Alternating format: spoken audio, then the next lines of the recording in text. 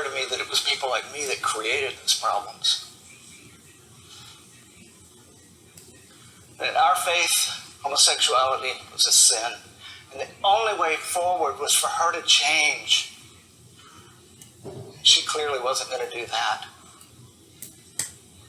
So I realized I need a new approach. I need to stop trying to fix her.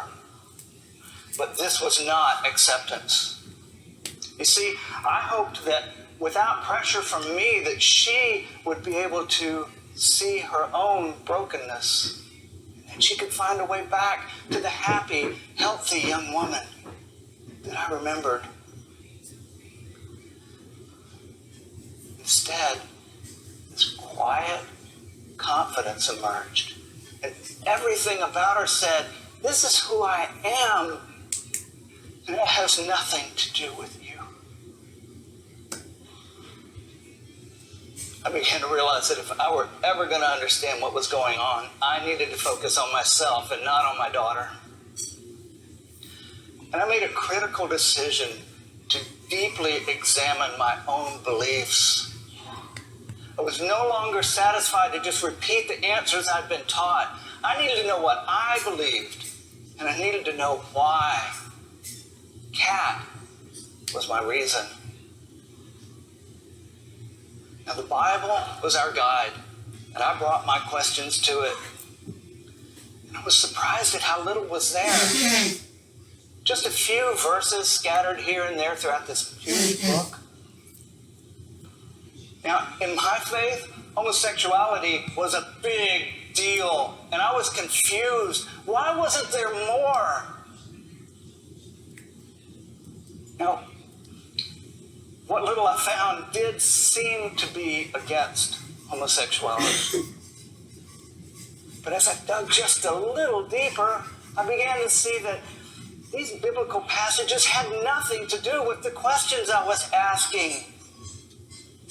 And I found I could no longer use the Bible to support my rejection of my daughter's sexual orientation.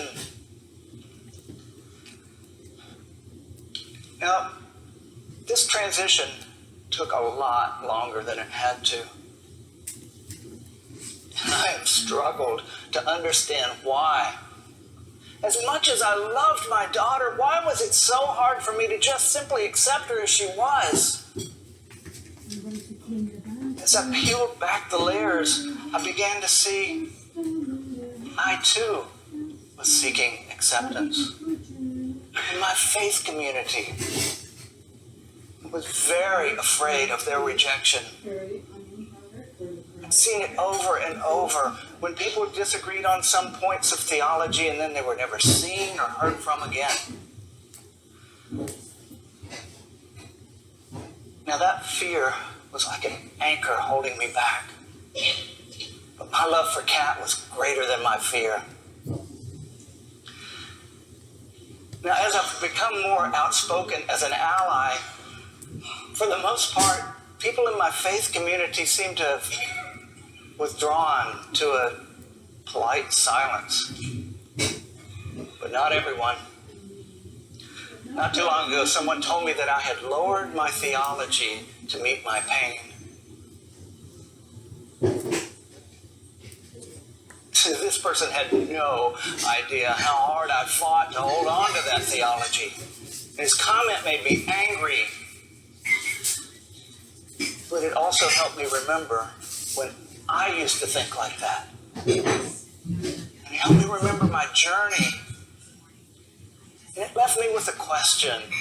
I think it's kind of important. You say, I've lowered my theology to meet my pain. What good is theology that doesn't meet us in our pain?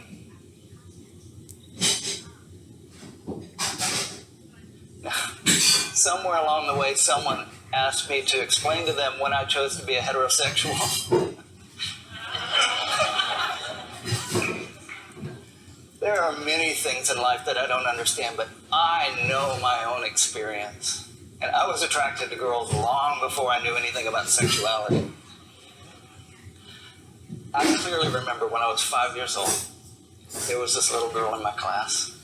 And when she walked in the room, my heart skipped a beat. And this flood of emotion came washing over me.